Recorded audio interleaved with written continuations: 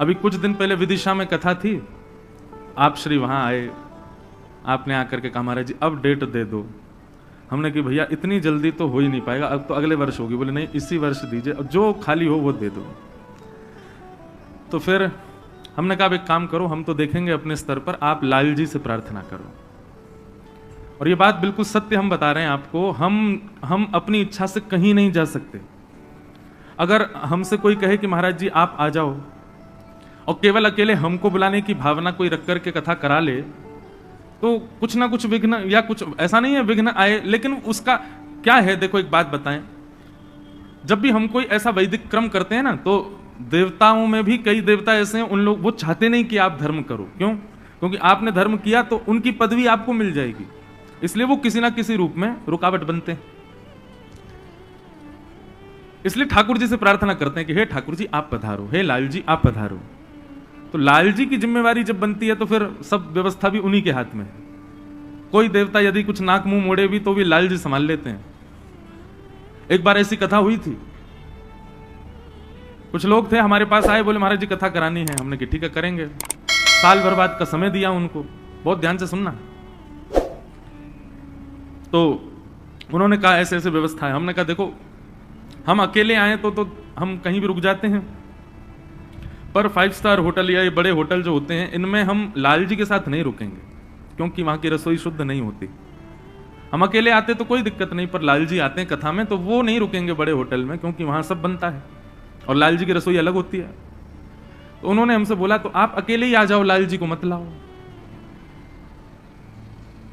मैंने कहा जय हो। मैंने कहा ठीक है। मैंने कहा बढ़िया वाला कमरा बुक करवाना हमारे लिए। कितना महंगा वाला है? बोले महाराज जी 50,000 वाला है सबसे महंगा। मैंने उसी में रुकूंगा मैं, करो। और मैं अकेला आऊंगा, लाल जी नहीं आएंगे। बेचारे अभी सुनते होंगे कथा तो सोचते होंगे लेकिन हम उनका नाम थोड़ी बोल रहे हैं, किसी को पता थोड़ी चल रही कौन है। लेकिन प्रथम दिन कथा का लाल जी नहीं थे, और ऐसी मूसलाधार बारिश, ऐसी मूसलाधार। अभी भागवत जी की यात्रा आ रही थी बाहर से, और जैसे ये पंडाल है, बस पंडाल के बाहर यात्रा पहुंची है, और यही डोम पंडाल बीच में से टूट करके नीचे धराशायी, खत्म। अब वो हमको देखें, हम उनको देखें। अब तो ये भी नहीं कह सकते कि कल से कर देंगे कथा, क्यों पंडाल ही गिर गया। और जो टेंट वाला था वो सिर पकड़ के रोवे हुए, असंभव है, ये कैसे टूट गया, हो ही नहीं सकता। तो वो अब बोले महाराज जी अब क्या करें। मैंने कहा लाओ हमारी भागवत जी पोथी हमको पहले वापस दो। मैंने कहा अब 50,000 वाले कमरा में सो जाना जाके, और अब अगली बार कथा कराने का भाव बने तो लाल जी से प्रार्थना करना कि आप आओ। बेचारे वो आए, उनको समझाया। मैंने कहा ये कोई पाषाण नहीं है, ये कोई साधारण ऐसे ही कोई धातु नहीं है, साक्षात ठाकुर जी हैं। आपके घर में विराजमान साक्षात ठाकुर जी हैं, ये लाल जी साक्षात ठाकुर जी हैं। मैंने कहा ये इनकी उपस्थिति इसलिए थोड़ी होती है, ये अपने आप को पुजवाने थोड़ी आ रहे हैं, ये हमारी रक्षा के लिए संग रहते हैं कि भाई या की भक्ति में या की कथा में कोई विघ्न नहीं आवे, या हमारे में आके संग रहूंगो। और मैंने कहा आपने उन्हीं को ही कह दिया कि आप अकेले आ जाओ, उनको मत लाओ। महाभारत युद्ध में अर्जुन के साथ कृष्ण नहीं होते, क्या पांडव उस विशाल सेना को पार कर पाते कौरवों की? केवल श्री कृष्ण साथ थे, इसलिए पांडवों ने उस विशाल कौरवों की सेना को ऐसे पार कर लिया जैसे कोई गाय के खुर का गड्ढा। तो हमने इनसे प्रार्थना की। मैंने कहा आप लाल जी से प्रार्थना करो कि आप पधारो। और लाल जी से इन्होंने प्रार्थना की। इस तिथि में कहीं और कथा थी, वो कथा थोड़ी आगे पीछे हो गई, अपने आप ही कुछ क्रम बन गया।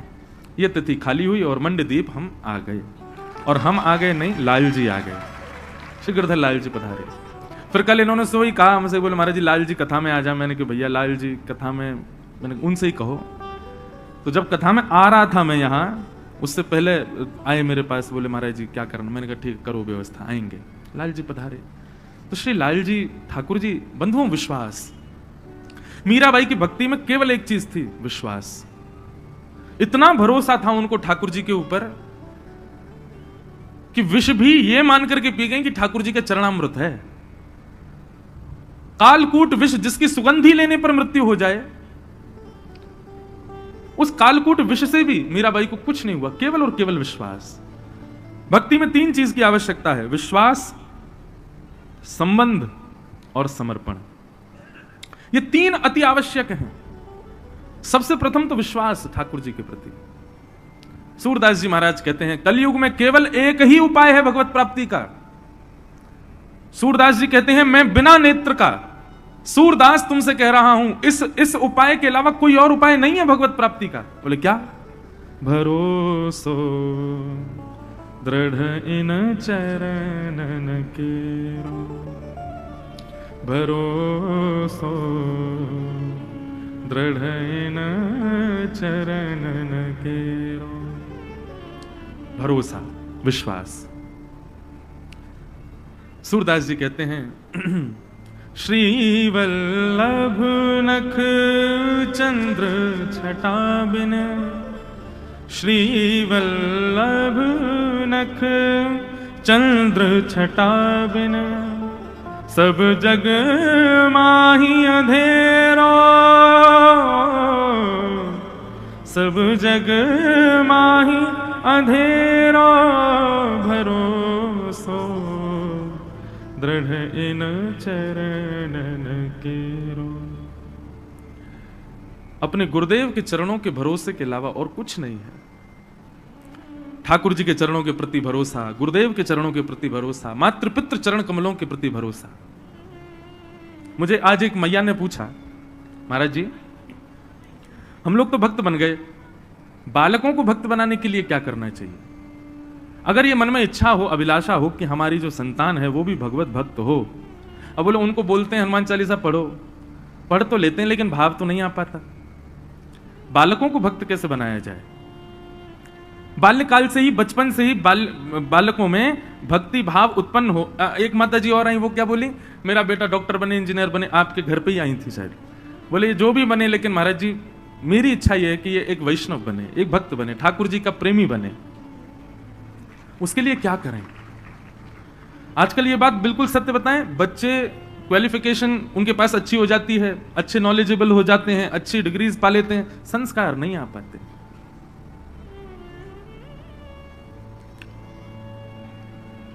ठाकुर जी का भक्त यदि चाहते हैं कि बालक बने तो सबसे पहले अपना भक्त बनाओ उनको। जब तक आप अपना भक्त नहीं बनाएंगे वो ठाकुर जी के भक्त नहीं बन सकते।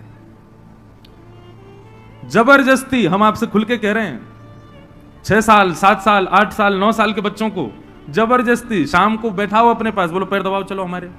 सबसे पहले मातृ पितृ भक्त बने वो, तभी ठाकुर जी का भक्त बन पाएगा, नहीं तो नहीं बन सकता। ये हम गारंटेड कह रहे हैं आपसे। यदि मातृ पितृ भक्त नहीं है तो ठाकुर जी का होकर के भी ठाकुर जी उसको कभी दृष्टि से देख नहीं सकते। सबसे पहले आप अपना भक्त बनाओ। और भाई सीधी बात है कि ठाकुर जी अपनी चरण सेवा तब देते हैं, पहले वो चेक करते हैं कि भाई तुझको सेवा करनी आती है कि नहीं। कहीं किसी को जॉब लेनी हो तो उससे पूछा जाता है तुमने पहले कहीं करी है कि नहीं।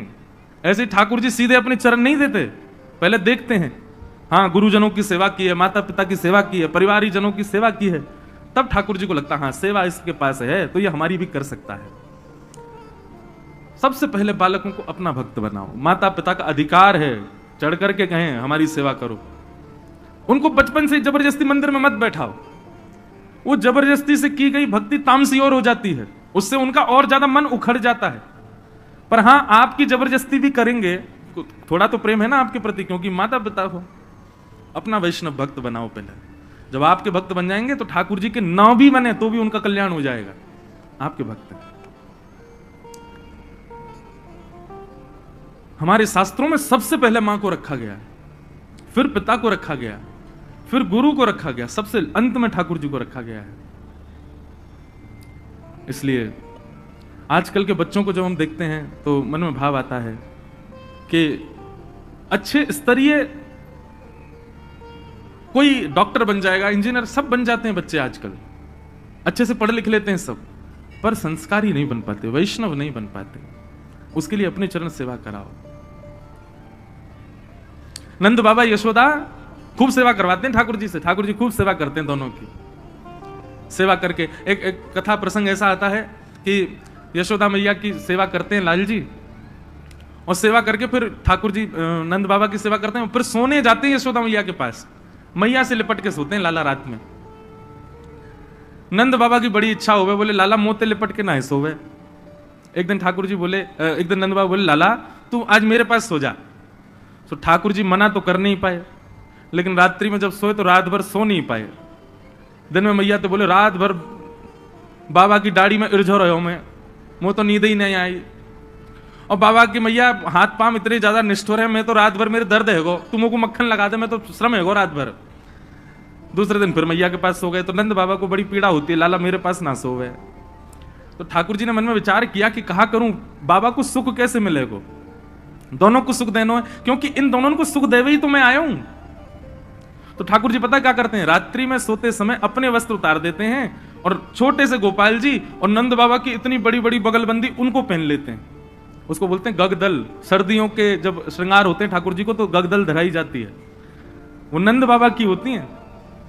उसमें ठाकुर जी के हाथ भी लटक जाते हैं, नीचे तक ऐसी लटकी रहती हैं। तो रात में नंद बाबा के वस्त्रों को पहन करके ठाकुर जी सोते हैं, इस भाव से कि मैं बाबा के गले लग के सो रहा हूं। क्यों? बोले पास जाऊंगा तो दाढ़ी चुभेगी, बाबा के निष्ठुर हाथन तो मुंह को दर्द है जाएगा।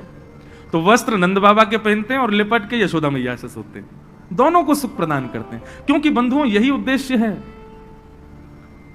मातृ पितृ भक्त बने हम, तब ठाकुर जी हमको स्वीकार करेंगे। जो मातृ पितृ भक्त नहीं है, ठाकुर जी उसको स्वीकार नहीं कर सकते। इसलिए आजकल के बालकों को आप उनको जबरदस्ती आप उनको गायत्री, मैं कई घरों में जाता हूं, बच्चे गायत्री मंत्र सुनाते हैं, गायत्री नहीं सिखानी चाहिए, अभी उनको याद कराओ लेकिन बुलवाना नहीं चाहिए। गायत्री के बड़े नियम है। ये नासिक में आप जिन जिन लोगों ने नासिक वाली कथा सुनी, ये हमारी जो वेशभूषा थी वहां पर बिना सिले हुए वस्त्र पहनना, नखों का छेदन नहीं करना आदि, ये सब भी नहीं करना, मौन रहना, त्रिकाल गंगा जी स्नान करना, ये इतने नियम किसके लिए थे? केवल और केवल गायत्री का जप करता था मैं, इसलिए इतने नियमों में रहना पड़ता है गायत्री पढ़ने वाले को, नहीं तो गायत्री उल्टी हो जाती है। गायत्री भैया सामान्य नहीं है, संपूर्ण गायत्री का ही विस्तार है श्रीमद् भागवत। उसको ऐसे ही बोल देते हैं हम लोग, नहीं बोलना चाहिए। बच्चों को आप स्तुतियां आदि ये सब बाद में याद करा देना, सबसे पहले उनको सेवा सिखाओ, अपनी सेवा सिखाओ।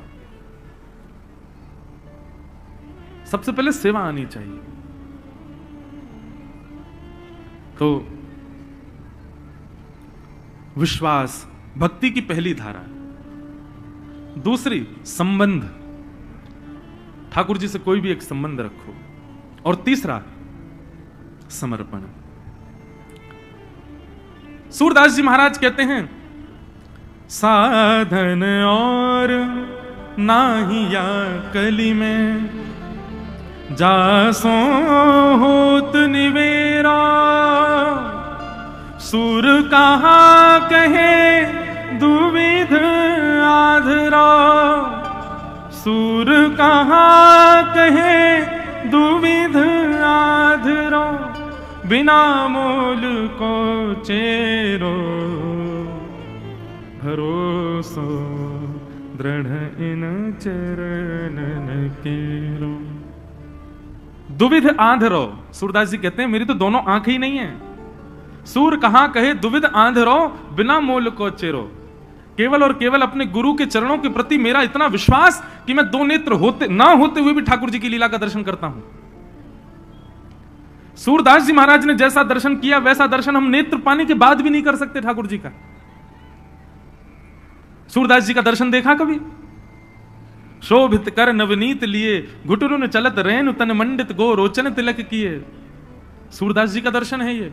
आज हरि देखे नंगम नंगा, मोतिन माल गले और साजे छवि के उठत तरंगा। आज हरि देखे नंगम नंगा, ये सूरदास जी का दर्शन है। बिना नेत्र के वो ऐसा दर्शन करते हैं ठाकुर जी का। हम नेत्र होने के बाद भी नहीं कर पाते, क्यों? साधन तो है, बाइक तो है आपके पास लेकिन पेट्रोल नहीं है, कैसे जाओगे? बाइक तो है, गाड़ी तो है, लेकिन डीजल नहीं है उसमें, तो कैसे चलोगे? ऐसे ही भैया नेत्र तो हैं, कान तो हैं, जीभ तो हैं, हाथ तो है, पैर तो है, 10 इंद्रियां तो हैं, लेकिन विश्वास रूपी, आज की अभी इस उदाहरण के रूप में कहूं तो डीजल नहीं है, विश्वास रूपी, संबंध रूपी और समर्पण रूपी। तो ये सब साधन होने के बाद भी ठाकुर जी दिख नहीं सकते। तो सबसे पहले विश्वास, भरोसा ठाकुर जी के प्रति। और भरोसा ऐसा भैया कि चाहे कितना भी बड़ा पहाड़ गिर जाए, आपका विश्वास नहीं डगमाना चाहिए। इसको कहते हैं अहैतुकी भक्ति। क्या कहते हैं? अहैतुकी भक्ति। चाहे जो हो जाए, आपकी भक्ति ना डगमगाए।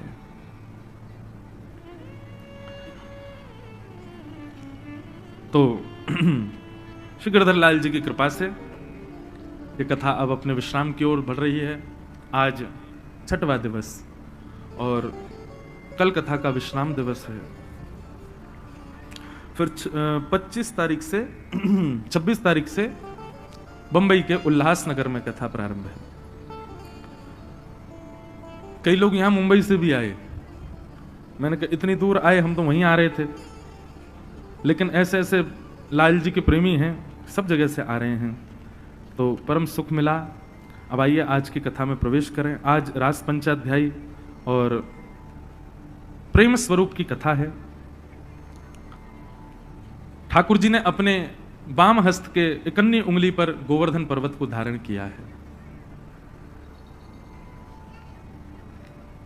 जयदेव महाप्रभु कहते हैं, अभिनव जलधार सुंदर धृतमंदर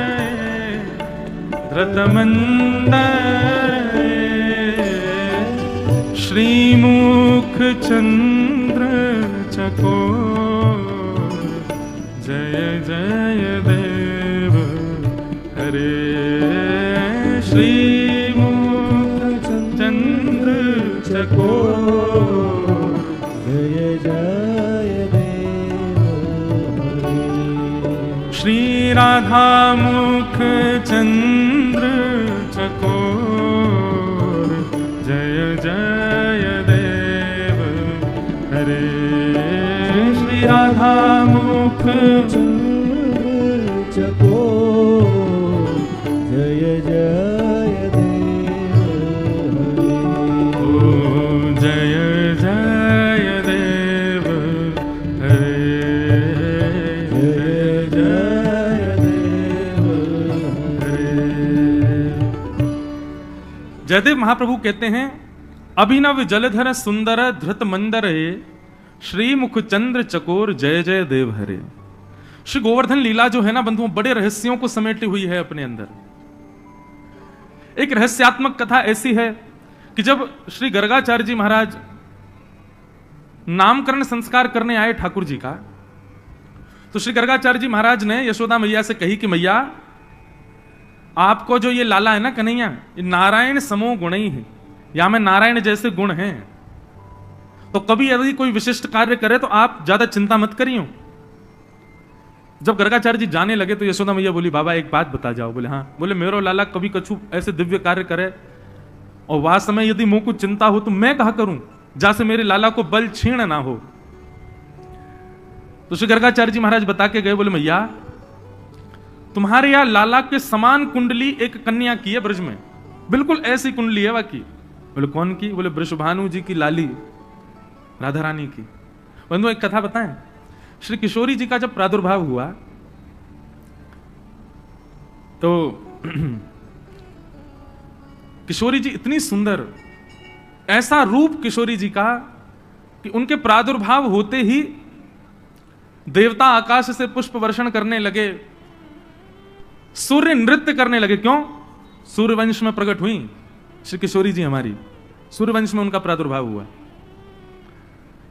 लेकिन किशोरी जी के विषय में ऐसा भाव आता है कि वो हंसती हैं, वो देखती हैं, लेकिन कुछ मुख से स्वर नहीं निकलता, ये मुख बंद ही रहता है श्री जी का।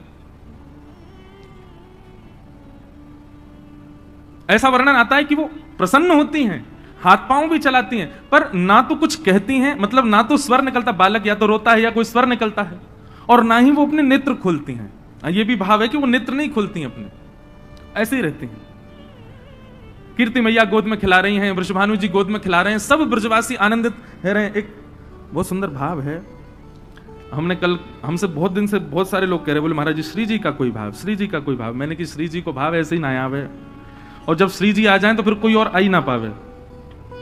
अब आप सुनना चाह रहे हो श्री जी को, और आज होना है रुक्मणी विवाह। अब रुक्मणी कैसे आएंगी जब श्री जी आ गई? तो प्रगटी श्री राधा रूप अगाधा, सब सुख साधा नावे। मुनि प्रेम अगाधा मेटन बाधा, लख रही मोति लजावे। ब्रज घर घर माई बटे बधाई, सब मिल मंगल गाई। कीरत बड़ भागी अति सुख पागी, पुरजन करत बधाई। सुर नर मुनि हर से सुमन ही बर से, चढ़े विमान आवे। ऐसा वर्णन श्री जी के प्रादुर्भाव का किया गया है, ऐसा वर्णन तो ठाकुर जी के प्रकट का भी नहीं है। ठाकुर जी प्रकट भय तो बस इतना लिखा है कि ब्रजवासी सबरे नाच रहे, गा रहे हैं, आनंद कर रहे हैं, पर श्री जी का प्रादुर्भाव हुआ तो तीनों लोकों में आनंद हो रहा था। सब देवता पधारे थे बरसाने में जब किशोरी जी का प्रागट्य हुआ है। सुर नर मुनि हर से सुमन ही बर से, चढ़े विमान आए। भय चित्र से ठाड़े लखि सुर बाड़े, बाजे विविध बजावे। वर्णन कर रहे हैं, बोले किशोरी जी के प्रादुर्भाव में जो बाजे बजाने वाले थे ना, उनके बाजे छीन छीन के देवता बजाने लगे श्री जी के प्रादुर्भाव में। नारद सनकादि शिव ब्रह्मादि, गुरुआदिक मुनि जेते। इंद्रादिक जे जहां सुर नर ते तहां, आए सजन सवेते। और अकेले नहीं आए देवता, अपने अपने प्रियजन परिजन और अपने परिवारों को ले ले करके बरसाने में आए हैं। सब मिलकर जोरे करत निहोरे, जय जय भानु दुलारी। बोल वृषभानु दुलारी की। ये श्री जी के प्रादुर्भाव की बधाई है। एक ही बधाई में सब भाव बता रहे हैं कैसे हैं, तो बस सुन लो। सब मिलकर जोरे करत निहोरे, जय जय भानु दुलारी। जय कीरत सुकुमारी, जय हरि प्यारी, जय जय सुखदातारी। जय नित्य किशोरी प्रिय चित चोरी, यह विनती सुन लीजय। वर्णन करते हैं कि जब देवता आ गए बरसाने में और सब नाचने गाने लगे, तो वृषभानु जी के परिवारीजन और बरसाने के जो ब्रजवासी थे उनको जगह ही नहीं मिल रही आगे आने की। सब पीछे से गाली देने लगे देवताओं को, अरे भैया हमारे यहाँ लाली भैया, तुम कहीं को आ रहे हो यहाँ पे, चलो जाओ अपने अपने घरन को। तो ब्रह्मादि देवता शंकर जी आदि बोले भैया अब बरसाने के लोग हैं, ब्रजवासी हैं, ये कहो तो हम देवता देवता हम सब यहीं बांध देंगे, हमको ये ठाकुर जी को उखल में बांध सकें तो हमको बांध लेंगे, चलो यहाँ पे। तो सब जाते समय किशोरी जी से प्रार्थना कर रहे हैं, बहुत सुंदर भाव। जय नित्य किशोरी प्रिय चित चोरी, यह विनती सुन लीजय। 33 कोटि देवता हाथ जोड़ के प्रार्थना कर रहे हैं।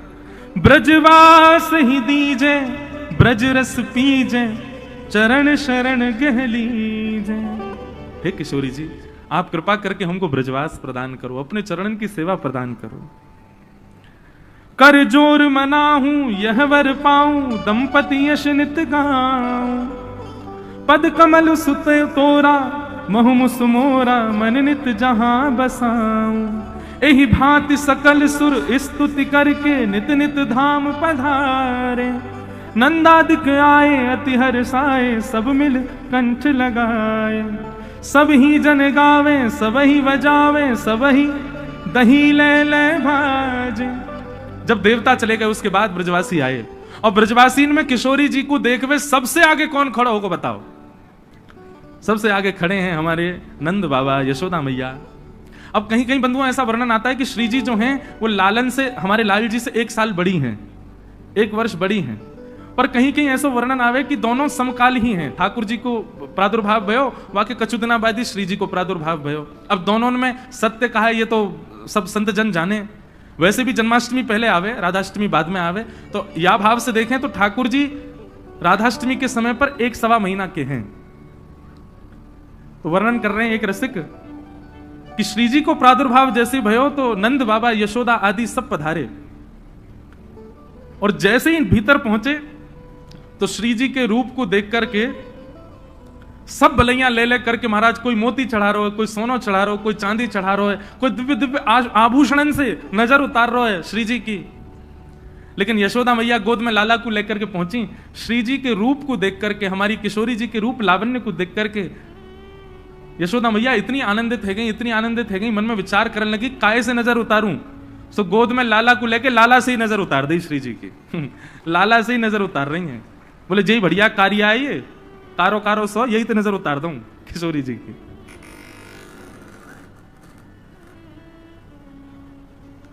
लाल जी से नजर उतार दी श्री जी की। तो मैं अब कहना तो कोई एक बात चाह रहा था, पूर्व श्री जी को प्रादुर्भाव ही है गयो। भाव ये कहना चाह रहे थे कि श्री जी का जब प्रादुर्भाव हुआ तो कितने दिनों तक श्री जी ने अपने नेत्र नहीं खोले। प्रसन्न होती हैं, खूब भाव से प्रसन्न मुद्रा में दिखती हैं, कोलाहल करती हैं, पर नेत्र नहीं खोलती। तब श्री नारद जी महाराज आए और नारद जी महाराज ने आकर के वृषभानु जी से कहा, बोले बधाई हो, आपके घर लाली भई है। बोले महाराज आपकी बधाई स्वीकार है, पर हम तो बड़ी चिंता में हैं। बोले क्यों? बोले लाली तो भई है, लेकिन देखियो ये नेत्र ही ना खोले अपने, हंसेगी, कोलाहल करेगी, हाथ पांव चलावे, लेकिन अपने नेत्र ना खोले। नारद जी महाराज बोले एक काम करो, आप लोग ने एक बाहर जाओ, मुझको एकांत में बैठन दो। कीर्ति मैया और वृषभानु जी दोनों बाहर गए। तब नारद जी किशोरी जी के पास बैठे हैं। पलना में सोई हैं श्री श्यामाजू, मंद मंद मुस्कुरा रही हैं, लेकिन नेत्र नहीं खोल रही हैं। तभी नारद जी ने एक शब्द कहा, हे कृष्ण मनोहारिणी। और जैसे ही कृष्ण मनोहारिणी ये शब्द कहा है, तुरंत किशोरी जी के कमल नेत्र खुल गए और खुल करके उठ करके बैठ गई हैं और बैठ करके करताल बजाने लगी, प्रसन्न मुद्रा में है गई हैं। नारद जी ने अपनी वीणा लेकर के, करताल लेकर के, कृष्ण मनोहारिणी, हे वृषभानु नंदिनी, कृष्ण मनोहारिणी, खूब सुंदर कीर्तन किया। करताल बजा बजा करके श्री जी आनंदित हो रही हैं। और बाहर खड़े वृषभानु जी मन में विचार कर रहे हैं, बोले भैया अंदर से ऐसी करताल बज रही है, ऐसी वीणा बज रही है, मानो ऐसा लग रहा कोई नृत्य कर रहा हो। तो उनने हल्की सी खिड़की खोल करके जब भीतर झांको तो कहा पायो कि नन्ही सी किशोरी जी, अभी महीना भर की भी नहीं है, वो पलना में बैठी बैठी करताल बजा रही हैं, मंद मंद मुस्कुरा रही हैं, नेत्र खोल के देख रही हैं और नारद जी नृत्य कर रहे हैं। वृषभानु जी भीतर प्रवेश कर गए। नारद जी से जाके बोले ये कैसे हुआ संभव? तब नारद जी ने कहा, बोले कि आपकी ये जो लाली है ना, या के प्राण धन प्रकट भये हैं गोकुल में यशोदा मैया के गर्भ से। ये दोनों दैव बालक हैं, ये सामान्य बालक नहीं है। ऐसा कह दूं तो कोई अतिशयोक्ति नहीं, एक प्राण दो देही हैं, इनके प्राण एक ही हैं, देह दो हैं अलग अलग। जब कभी भी आपकी लाली उदास होवे या तरीका से कभी ऐसा कछु हो कि नेत्र ना खोले, या कछु भी ऐसा भाव लगे जैसे आप विचलित हो, तब कृष्ण मनोहारिणी या कृष्ण को नाम सुनाई दी, आपकी लाली प्रसन्न हो जाएगी। वहां गर्गाचार्य जी यशोदा मैया को बता करके गए हैं, बोले मैया तुम्हारे लाला के समान एक लाली वृषभानु जी के प्रकट भई है। जब कभी तुम्हारो लाला कोई दिव्य लीला करे, कहीं से भी वृषभानु नंदिनी को लाके या के सामने खड़ो कर दी, तुम्हारो लाला आनंदित हो जाए। श्रीमन्नारायण नारायण नारायण, श्रीमन्नारायण नारायण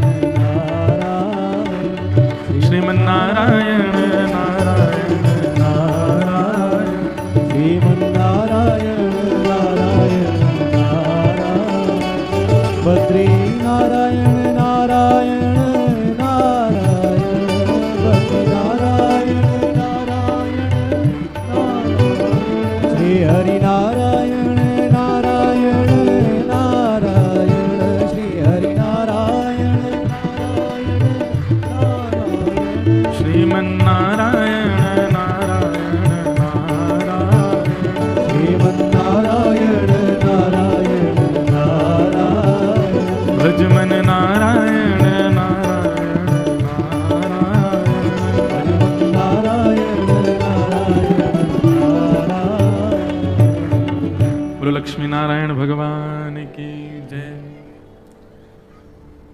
श्री जी को यश गा रहे हैं और अभी हमारी श्री वैष्णव संप्रदाय के आचार्य पधारे हैं। आपको बारंबार प्रणाम वंदन।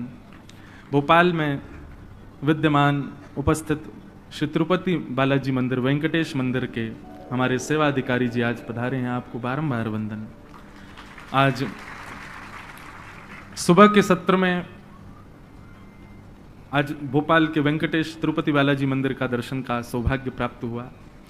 हमारी आचार्य परंपरा तो रामानुज परंपरा ही है। श्री वेंकटेश भगवान तिरुपति बालाजी ये हमारे एक प्रकार से ठाकुर जी से चार संबंध हैं रामानुजाचार्य जी के, पिता, पुत्र, गुरु और शिष्य।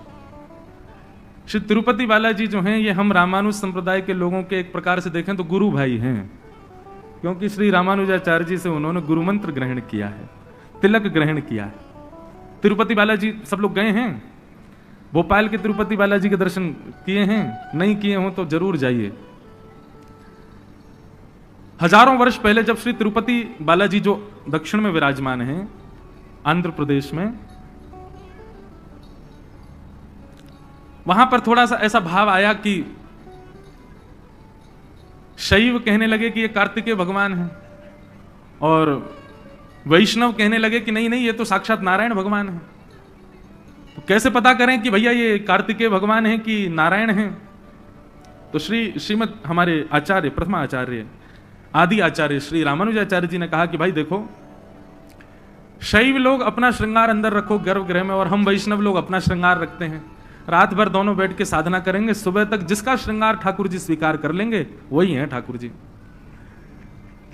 रात्रि में पहले कथा तो सुनो, पहले पूरी ताली पहले बजा देते हैं, पहले बात तो सुन लो।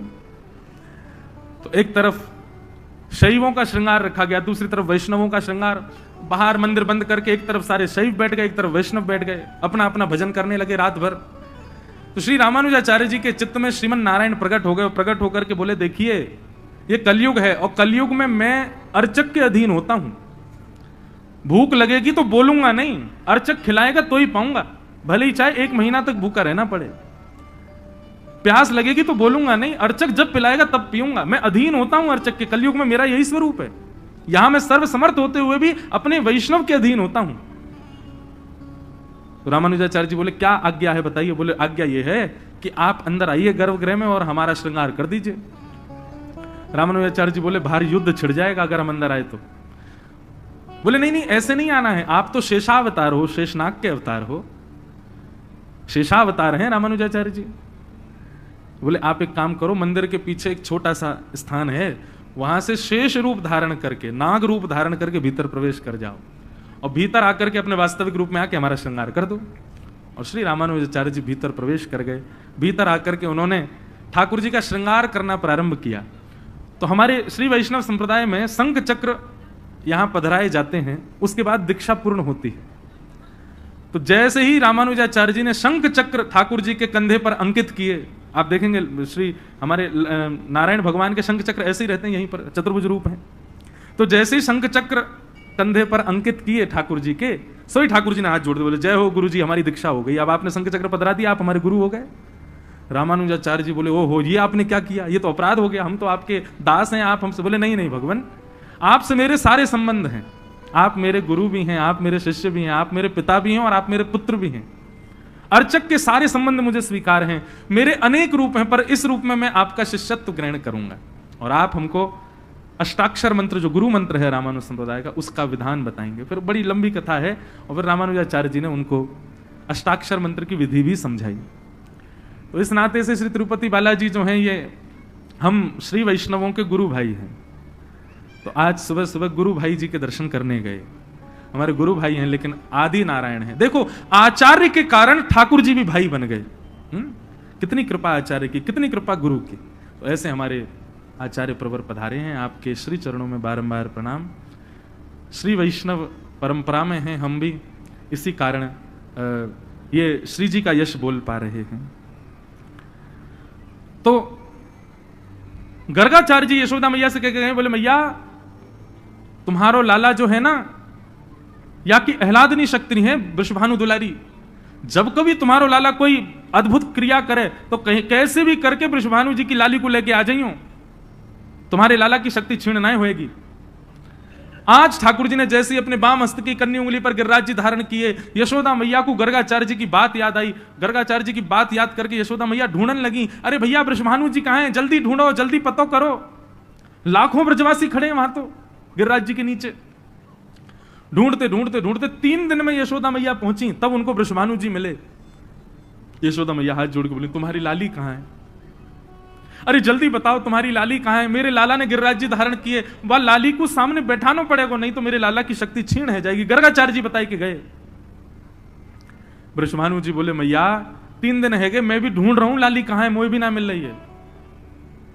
दोनों ढूंढने लगे, वहां वृषभानु जी ढूंढे, यहां यशोदा मैया ढूंढे। ढूंढते ढूंढते महाराज 2 दिन और व्यतीत है गए, लेकिन वृषभानु नंदिनी नहीं मिली। तो यशोदा मैया रोते रोते लाला के चरणन में आके बैठ गई, अपने लाला के चरण दबा रही हैं और मन में विचार कर रही हैं, मेरे लाला की शक्ति छीन नहीं है जाए, हे विधाता मेरे लाला की रक्षा करियो। तभी श्री यशोदा मैया जिस शिला पर ठाकुर जी खड़े थे उस शिला के पीछे जाकर के देखने लगी कि यहां कौन बैठो है, और जिस शिला पर ठाकुर जी खड़े थे उसके पीछे जाकर के देखा तो महाराज एक तपस्विनी के भांति पद्मासन में बैठ करके मेरुदंड सीधा करके अपलक नेत्रों से श्री श्यामाजू हमारी श्री राधा रानी गिरिराज पर्वत की ओर देख रही हैं। उनके नेत्रों से एक दिव्य ऊर्जा प्रकट हो रही है और उस ऊर्जा पर ही गिरिराज जी ऊपर टिके हुए हैं। बोलो वृषभानु दुलारी की। भैया लाला को तो गिरिराज जी उठावे के काजे फिर भी उंगली लगानी पड़े, किशोरी जी तो अपने नेत्रन पे ही धारण कर ले, अपनी नेत्रन की ऊर्जा पे ही ठाकुर जी गिरिराज जी को धारण कर ले। हमारे ब्रज में तो ऐसा कहें, बोले लाला तो ऐसी नाटक करें यो खड़े है जाए, वास्तव गिरिराज जी तो हमारी श्यामा जी ने उठाए, हमारी किशोरी जी ने उठाए, हमारी लाडली जी ने उठाए। या हमारे ठाकुर जी कह रहे हैं, श्री राधे जू की कृपा सो मैंने गिरिवर लियो उठाए, श्री श्यामा जू की कृपा से मैंने गिरिवर लियो उठाए। ऐसी किशोरी जी। एक जगह वर्णन तो ऐसा है कि किशोरी जी ने उठा रखे हैं, एक जगह ऐसा वर्णन आता है, बोले ठाकुर जी ने जैसे गिरिराज जी उठाए तो सब ब्रजवासी दौड़ करके गिरिराज पर्वत के नीचे आके खड़े है गए। और महाराज कैसे खड़े भाई, बोले एक दूसरे से भिंच करके, भिंचना समझते हैं, भिंच कर मतलब चिपक चिपक के खड़े हैं सब ब्रजवासी, मतलब इतनी भी जगह नहीं है कि नेकाद इधर उधर हिल सकें। और वही भीड़ में कहा भयो कि श्यामा जी हमारी किशोरी जी श्री राधा रानी वो बिल्कुल ठाकुर जी के सामने ही आके खड़ी है गई। श्यामा जी सामने खड़ी हैं, ठाकुर जी ने नक पर गिरिराज जी धारण कर लिए और जैसे नेत्र खोल करके सदा आप हमारे लाल जी गिरधर लाल जी को भी देखो, उनके नेत्र ऐसे नीचे ही रहते हैं, नीचे की ओर ही नेत्र हैं। वृंदावन के कई ठाकुरों का आप दर्शन करो, श्री राधा रमण जी का दर्शन करो, उनके नेत्र भी नीचे ही रहते हैं। ये नीचे नेत्र रखने को कारण कहा है, बोले भैया शिला पे खड़े है कि ठाकुर जी नीचे श्यामा जी को देख रहे हैं, किशोरी जी को देख रहे हैं। जयदेव महाप्रभु वर्णन करते हैं और कहते हैं, बोले ठाकुर जी गिरिराज जी आपने उठाए, इकन्नी उंगली पर धारण किए, यहां तक सब बात समझ में आती है, लेकिन आप 7 दिन 7 रात्रि तक ऐसे ही खड़े रहे। आपने एक बार भी इंद्र को संकेत नहीं किया, अरे इंद्र खौफ खाओ, डर खाओ, साक्षात परमात्मा की परीक्षा ले रहे हो। आपने एक बार भी इंद्र, और सुनिए मैंने तो यह भी सुना कि जब आपने गिरिराज जी रख दिए तो इंद्र ने आके आपकी प्रार्थना की, आपसे क्षमा मांगी तो आपने उसको क्षमा भी कर दिया। जयदेव महाप्रभु की इस बात को सुनकर जगन्नाथ जी बोले, हाँ तो फिर इसमें क्या है? बोले मुझे तो दाल में कुछ काला लग रहा है ठाकुर जी। बोले क्या काला लग रहा है तुमको? बोले नाथ मुझे तो ऐसा लगता है कि इंद्र को तो तभी पता चल गया था कि आप पर ब्रह्म हो जब आपने गिरिराज जी उठाए थे। इंद्र को तो उसी समय पता चल गया कि सामान्य बालक नहीं है। 7 वर्ष के बालक ने 21 किलोमीटर लंबे चौड़े पर्वत को उठा लिया। इंद्र को तो तभी पता चल गया था कि आप परमात्मा हो, और इंद्र वर्षा बंद करने वाला था। लेकिन आपने देखा किशोरी जी सामने खड़ी हैं। वैसे तो ये कभी कहीं चली जाती हैं, कभी कहीं चली जाती हैं, लोक लाज की लज्जा के मारे हम इनको दर्शन ही ना कर पाए। ये बढ़िया समय सामने खड़ी हैं, तो आपने तो इंद्र को इशारा और किया, बोले जितनो तेरो भंडारे बरसा तो रहे, ये श्री जी हमको दिखती रहे, हम इनके दर्शन करते रहे, गिरिराज धारण करके खड़े रहेंगे। या मारे आपने गिरिराज जी धारण किए। अभिनव जलधर सुंदर धृत मंदर श्री मुख चंद्र चकोर। किशोरी जी के मुख के आप चकोर हो, किशोरी जी के मुख रूपी चंद्र के आप चकोर हो, इसलिए आप ठाकुर जी धारण करके खड़े रहे। इसीलिए ये जो गीत गोविंद का ये वाला पद है ना, इसमें अभिनव जलधर सुंदर धृत मंदर है श्री मुख चंद्र चकोर, बोलना तो चाहिए जय जगदीश हरे, लेकिन क्या कह रहे हैं? जय जय देव हरे। भाई कवि की प्रशंसा कैसे हो सकती है?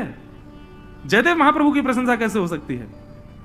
तो कहते हैं हमारे रसिकजन कि जब जयदेव महाप्रभु ने यह भेद खोल दिया, ठाकुर जी से बोले, ठाकुर जी 7 मिनट में इंद्र ने वर्षा बंद कर दी थी, पर 7 दिन तक तो आपने जबरदस्ती चलवाई, क्योंकि आप किशोरी जी को देखने में इतने व्यस्त थे। आपने इंद्र से कहा, और सुनिए आपने तो इंद्र को आज्ञा की थी 7 बरस तक बरसाई करता रहे, मैं यूं ही खड़ा रहूंगा, श्री जी को देखता रहूंगा। बोले 7 दिन में इंद्र का भंडार खत्म हो गया। इंद्र ने कही, बोले महाराज पानी वानी सब खत्म हो गया, अब मेरे पास कुछ नहीं बचा। 7 दिन में वर्षा का जल खत्म हो गया था, इसलिए वर्षा बंद हुई, नहीं तो आपकी आज्ञा तो 7 बरस की थी, ताकि आप श्री जी को देख सको। जब ये भेद जयदेव महाप्रभु ने खोले तो जय जगदीश मिटा करके स्वयं जगन्नाथ जी ने गाया, बोले जय जय देव हरे, जय हो जयदेव, तुम जो कह रहे हो बिल्कुल सत्य है।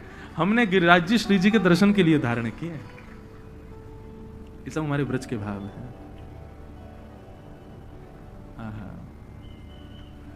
ऐसी हमारी श्यामा जी। बंधुओं, ये ठाकुर जी को सीधे सीधे भजवे जाओगे ना, बड़े नाटक करेंगे जे। या हमारे वृंदावन की रीति कहवे, पहले श्यामा जी को भजो। आप वृंदावन आओ, वृंदावन में आप हर मंदिर में जाओ, आपको सब जगह ठाकुर जी दिखेंगे। श्री जी कहां है? श्री जी को स्थान गर्भगृह में तो वो विराज ही नहीं है, पर वास्तविक में श्री जी हम सबके चित्त में विराजे। नाम रूप से श्यामा जी वृंदावन में हैं। उनको नाम गाओ, नाम भजो, ठाकुर जी को दर्शन करो, और ठाकुर जी को देखते देखते देखते ठाकुर जी में ही आपको श्री जी दिखेंगे। लाल जी में ही श्री जी को दर्शन होएगा। वहां विलग नहीं है, दोनों एक रूप धारण करके विराज रहे हैं। ऐसी हमारी श्यामा जी। किशोरी जी को भजय करो। हमारे ब्रज के एक संत गाते हैं, आहा, जय हो। बरसाने के श्री विनोद बाबा गाते हैं, मेरो मन लाग्यो बरसाने में, जहां विराजे राधा रानी। मेरो मन लाग्यो बरसाने में, जहां विराजे राधा रानी। ओ मेरो मन लाग्यो बरसाने में, जहां विराजे राधा रानी। मेरो मन लाग्यो बरसाने में, जहां विराजे राधा रानी। हे मुझे दुनिया से नहीं कोई काम, मुझे दुनिया से नहीं कोई काम, हे मुझे दुनिया से नहीं कोई काम, मुझे दुनिया से नहीं कोई काम। ओ मैं तो रटू राधा राधा नाम, मैं तो रटू राधा राधा नाम, मैं तो रटू राधा राधा नाम, मैं तो रटू राधा राधा नाम। दर्शन करूं शुभ शाम, ओ दर्शन करूं शुभ शाम। ओ मेरे मन में विराज श्याम दीवानी, मेरे मन में विराज श्याम दीवानी। ओ मेरे मन में विराज श्याम दीवानी, मेरे मन में विराज श्याम दीवानी। जहां विराजे राधा रानी, जहां विराजे राधा रानी। ओ मेरो मन लाग्यो बरसाने में, जहां विराजे राधा रानी। ओ मेरो मन लाग्यो बरसाने में, जहां विराजे राधा रानी। बोलो विश्वानु दुलारी की।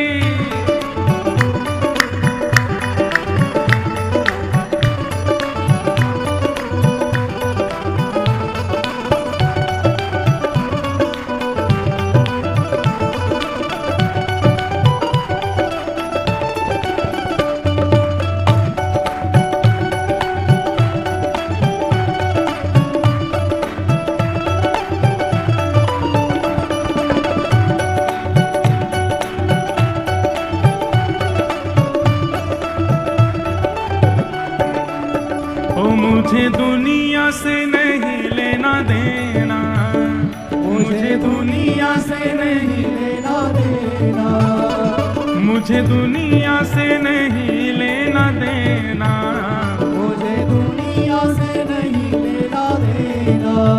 ओ ये जगत है एक सपना, ये जगत है एक सपना। ओ ये जगत है एक सपना, ये जगत है एक सपना। यहाँ कोई नहीं अपना, यहाँ कोई नहीं अपना। ओ यहाँ कोई नहीं अपना, यहाँ कोई नहीं अपनी वृषभानु दुलारी, मेरी अपनी वृषभानु दुलारी, मेरी अपनी वृषभानु दुलारी, मेरी अपनी वृषभानु दुलारी।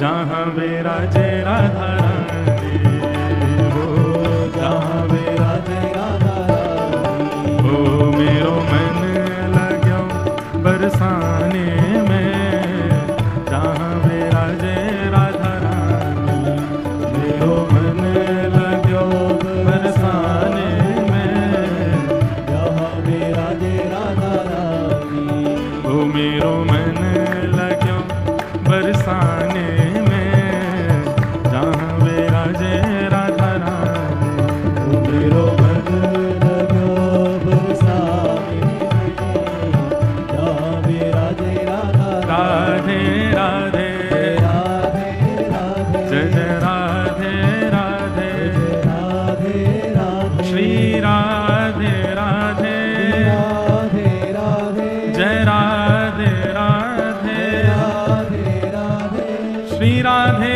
राधे राधे राधे, श्री राधे राधे राधे राधे, जय राधे राधे राधे राधे, जय राधे राधे राधे राधे, श्री राधे राधे राधे राधे, जय राधे राधे राधे राधे, जय राधे राधे राधे राधे, श्री राधे राधे राधे राधे, जय राधे राधे राधे राधे, श्री राधे राधे राधे राधे, जय राधे राधे राधे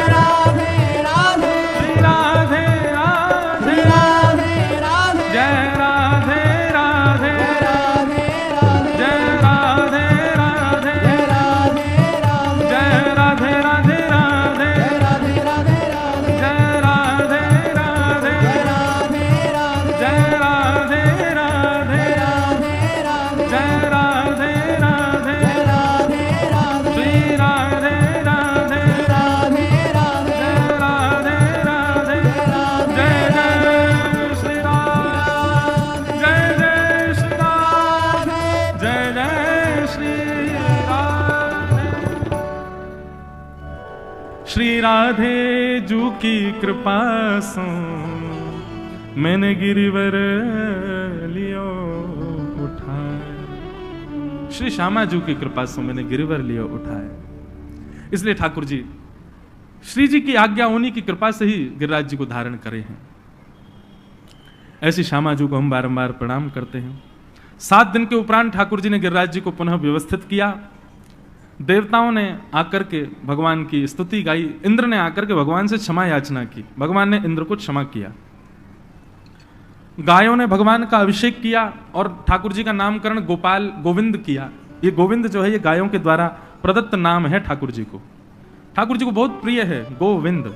गो यानी कि गाय, विंद यानी कि जो रक्षा करे, सेवा करे, वो गोविंद।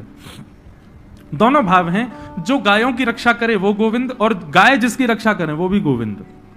कोई अला बला ठाकुर जी को लग जावे तो मैया यशोदा लाल जी को लेके गौशाला ही जावे, वहीं जाके ठाकुर जी को गैयान की पूंछ से झाड़ू लगावे, गौमूत्र से स्नान करावे, गौरज लगावे, सो ठाकुर जी की नजर उतर जावे।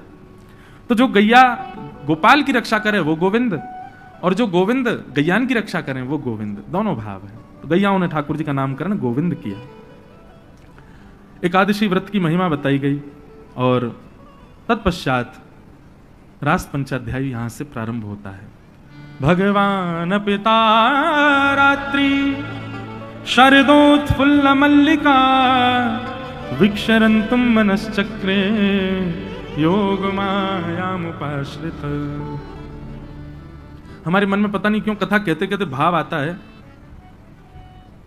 कि हमारी भैया महीना 2 महीना में या 6 महीना में 1 महीना की कथा होनी ही चाहिए, नहीं तो हमसे बन नहीं पाता काम। इतने सारे प्रसंग बीच में होते हैं उनको, और अभी हम ब्रज की कथा तो 1 महीना की कर ही नहीं पाए। अभी भी 1 महीना की करके आए हैं तो उसमें भी प्रहलाद चरित्र तक हो पाया। अब अगली 1 महीना की करने जाएंगे तो 10वें स्कंद ठाकुर जी की ब्रज लीला ही करेंगे। इतना सुंदर है। वैसे हम समय दे चुके हैं 2026 में, 1 महीना की कथा फिर से। इतना वृहद प्रसंग ठाकुर जी का है कि उसमें बार बार मन में आता है कि क्या बोलें, क्या छोड़ें, क्या कहें, क्या रहने दें। अब वेणु गीत है श्रीमद् भागवत में, वो 3 दिन तक हमने जयपुर में कहा, तब भी संतुष्टि नहीं हुई मन को। इतना सुंदर, इतने सुंदर सुंदर प्रसंग है ठाकुर जी के। अब रास पंचाध्यायी अकेले इन 5 अध्यायों के लिए 1 महीने का समय चाहिए, तब जाके ये पूर्ण हो। अब आज श्री जी को बोलने में लगे तो 6 तो यहीं बच गए, और फिर 7, साढ़े सात से ऊपर समय जाता है तो हमको लगता है लोग दूर से भी आते होंगे, उनको अपने अपने घर भी जाना होता होगा। लेकिन क्या करें, प्रसंग कैसे पूर्ण करें समझ नहीं आते। आइए अब रास के प्रसंग में प्रवेश करते हैं। जैसे जैसे जो जो भाव मन में आएंगे उनको स्पर्श करते हुए चलेंगे। बंधु, मैं हर कथा में कहता हूं, रस और रास, भक्ति का पथ क्या है? रस से प्रारंभ होगा और रास तक पहुंचना।